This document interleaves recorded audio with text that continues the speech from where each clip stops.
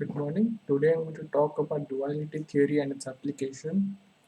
Duality theory. The theory of duality is a very elegant and important concept within the field of operation research. This theory was first developed in the relation to linear programming, but it has many other applications also. It is used in several related areas such as nonlinear programming, networks, and game theory.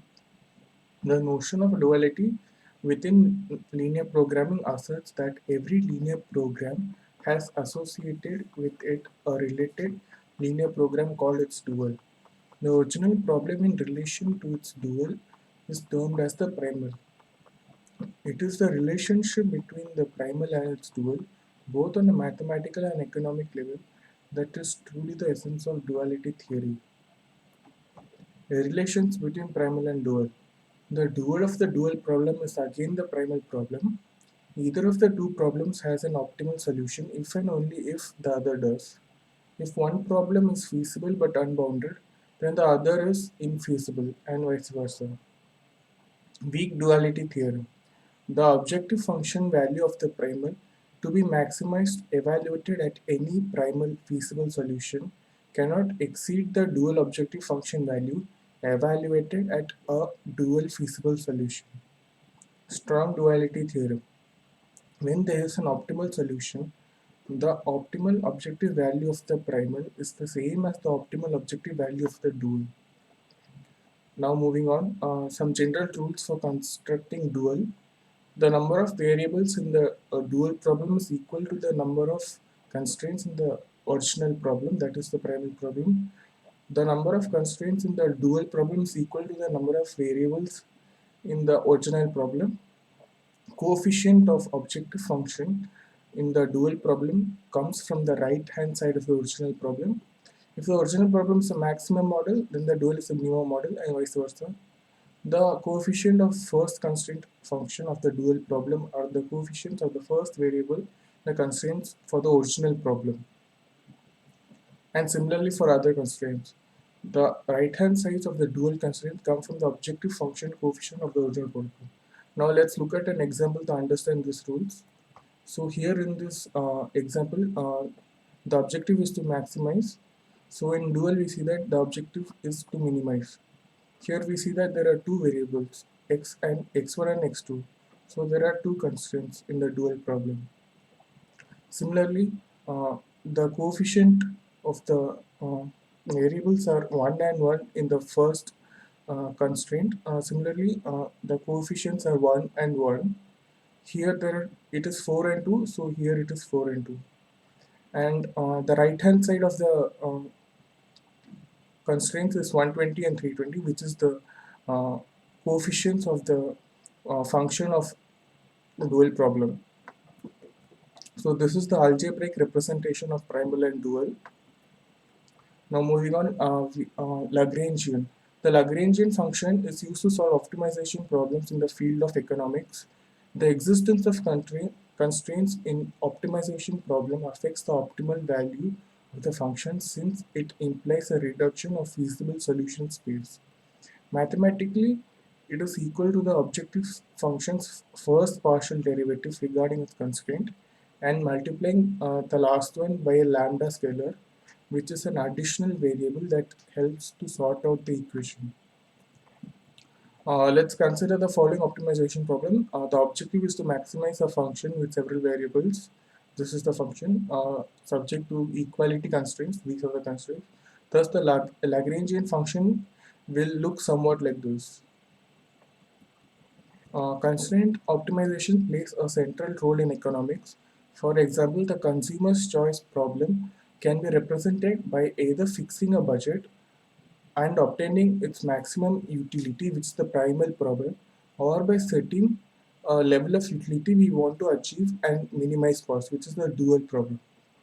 Uh, Similarly, if you see in the producer's case, like he will want to achieve optimal level of output given the resources available, which is minimizing cost or having a budget constraint and solving the inputs allocation that results in highest output, which is maximizing the production. Now let's look into this in a bit more detail. Consumption duality.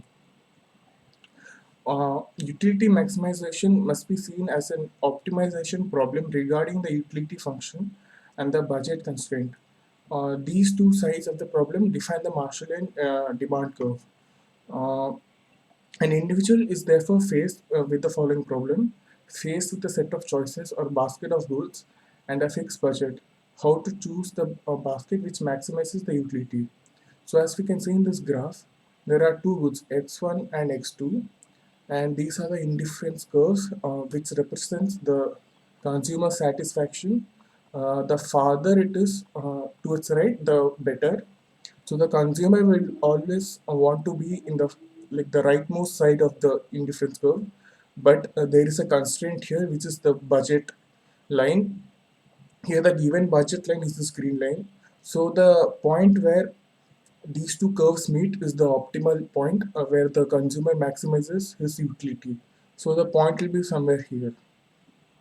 So mathematically, it can be represented in this form, that is, we are maximizing the utility function, which is of two goods x1 and x2, subject to m is the income, p1 is the price of good 1, and p2 is the price of good 2. Cost minimization. Cost minimization is a way of solving the optimization problem regarding the utility function and the budget constraint. Even though the most common way of doing this by means of utility function. So in this case, similarly, x1, there are two goods x1 and x2. Here in this case, the consumer has a fixed utility which he wants to achieve, uh, and he wants to achieve that by the uh, least amount of money. So he wants to minimize his cost to achieve the desired level of utility. So in this case, we see that there are different budget lines, but he wants to achieve this desired level of utility with the minimum cost possible. So when the point where these two curves meet is the optimal point. Mathematically, we can see that we have to minimize the cost, which is P1 times X1 plus P2 times X2, subject to the desired utility function. So there are two ways to solve a consumer's choice problem. That is, we can either fix a budget and obtain the maximum utility from it, or set a level of utility we want to achieve and minimize the cost. The way to solve either problem is very similar.